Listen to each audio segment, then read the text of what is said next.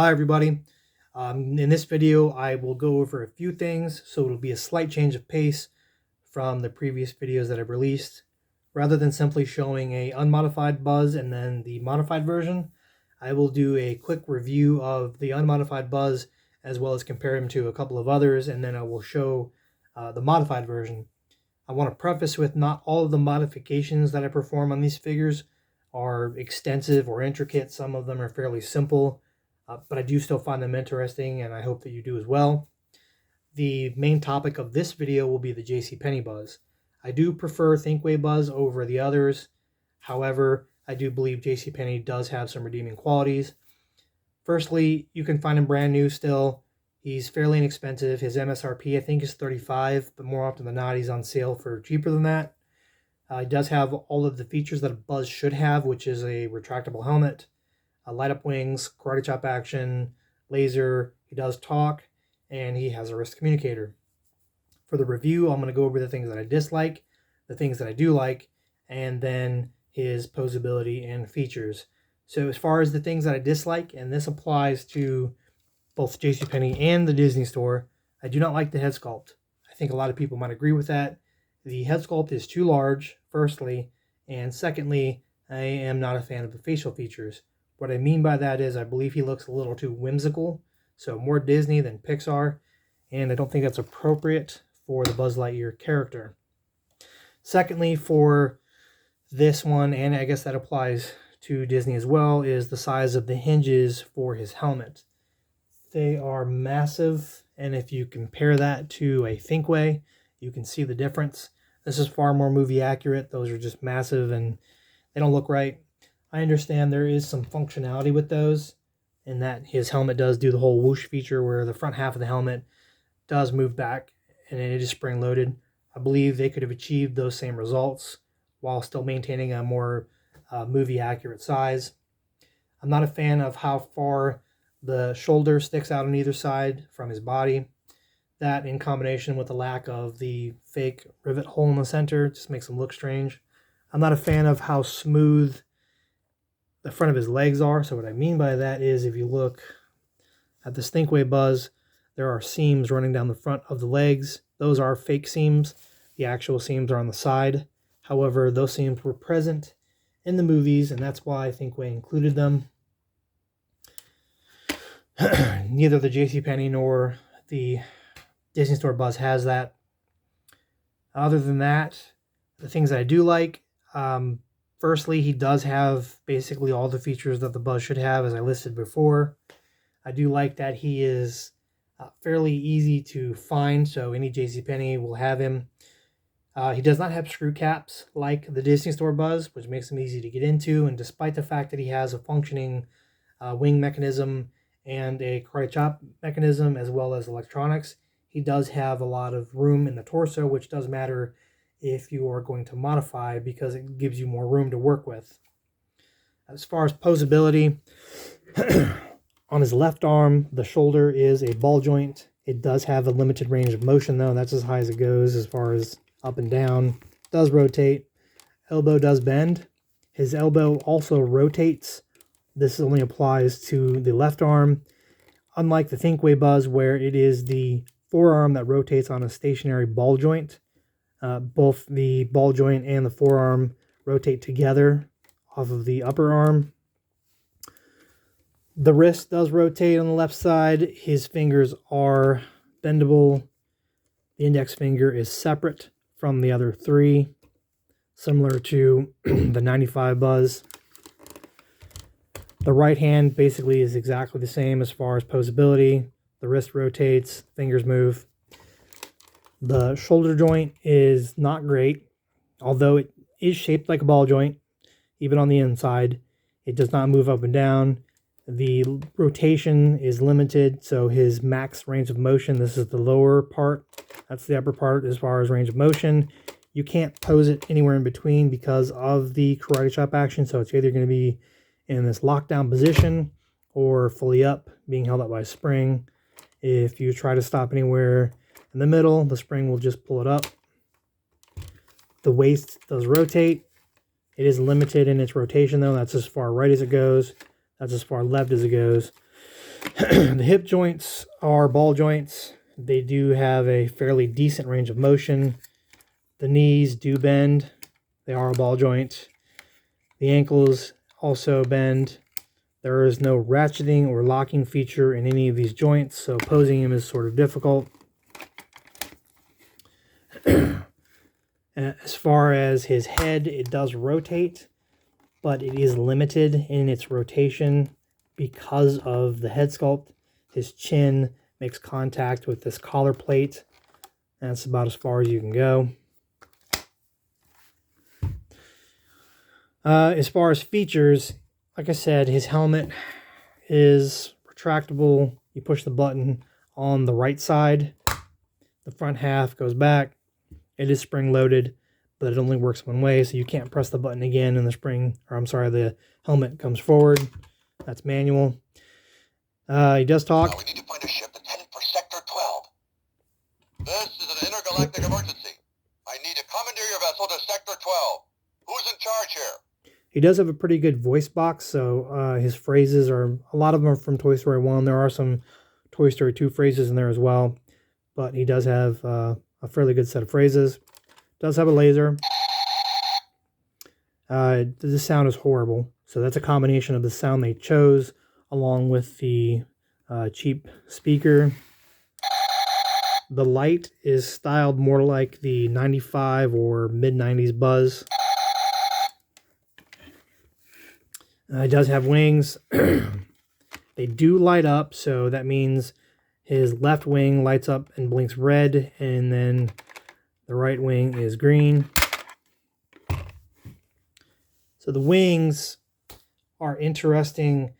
I understand that the wings had to be shorter in order to facilitate the karate chop action because there's a small metal rod that has to run through the center, meaning they had to shorten the wings. The wing tips are strange as far as shape, but I can deal with that. Approaching destination. Re-engaging gravity. Area secure. All right. The thing that I don't like about the wings are the red and white stripes. I cannot stand the way these look. I know that there are some out there who make stickers for these. I believe one of those is Hackerbilly. They look much better. They're more like Thinkway's stripes, which are more like the movie. These candy cane looking stripes are just horrible. Can't stand that. It does have karate chop action. Pushing his turbine will make the arm move.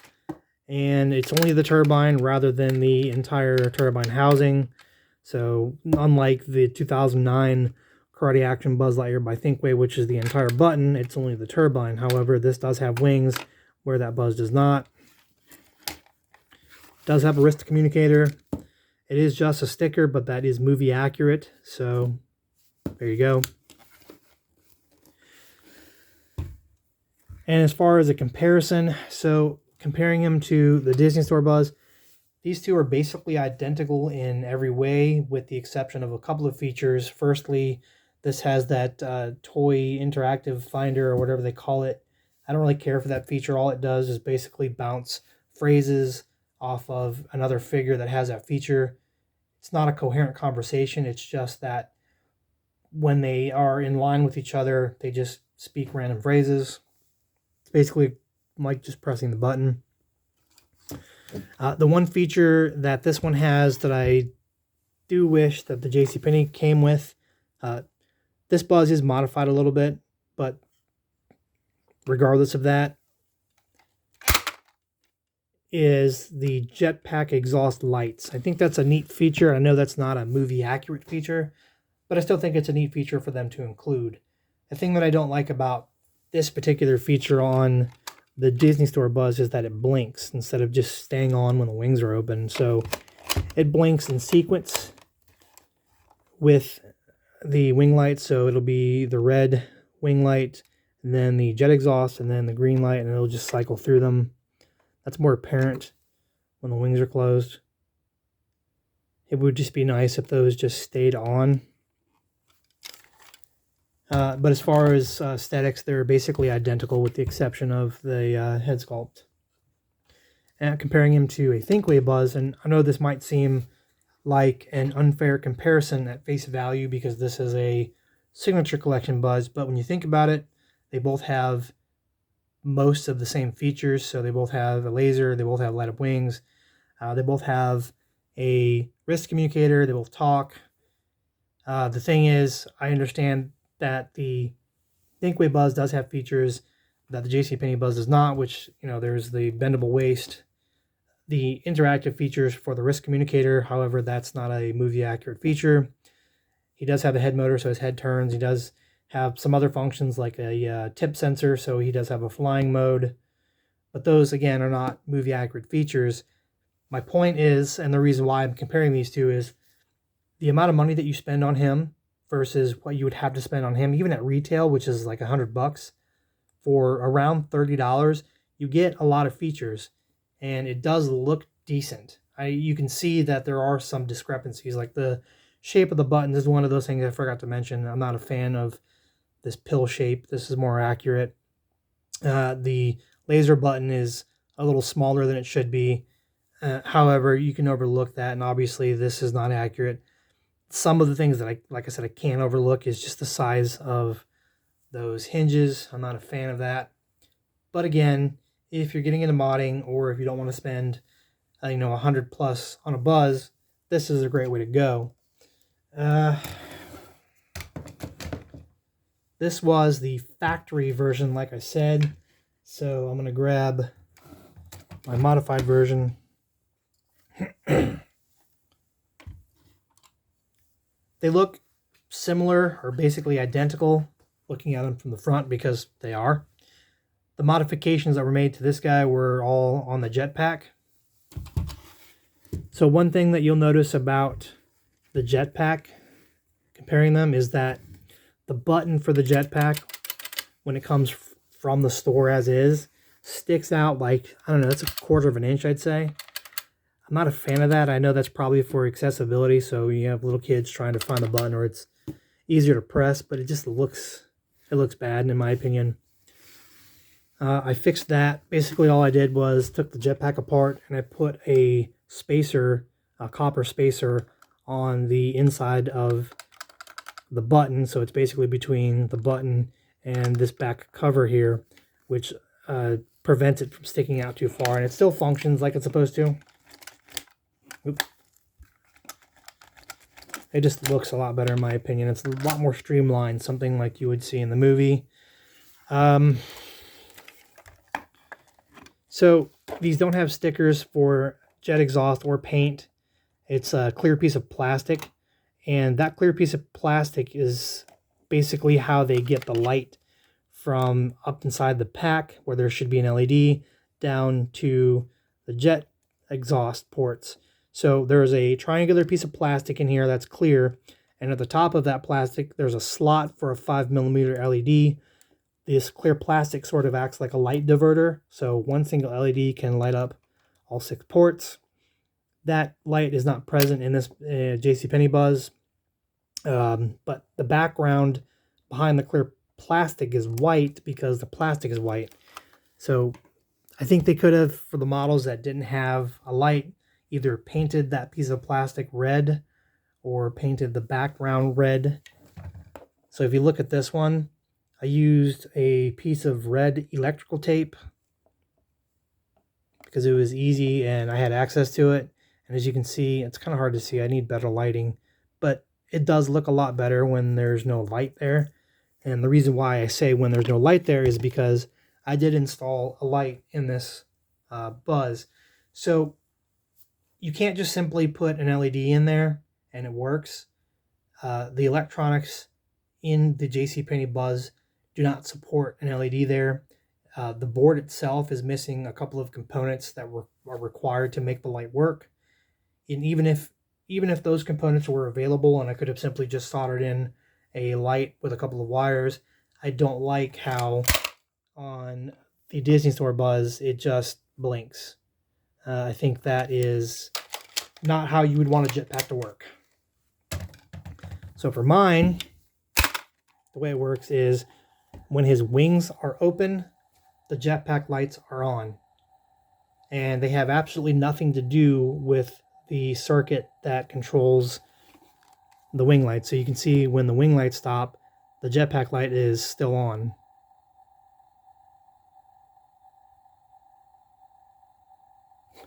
And that is controlled by this wing. So this wing is acting as a switch. You also might notice there is a jetpack sound when the wing is, or when the wings are open and the light's on. So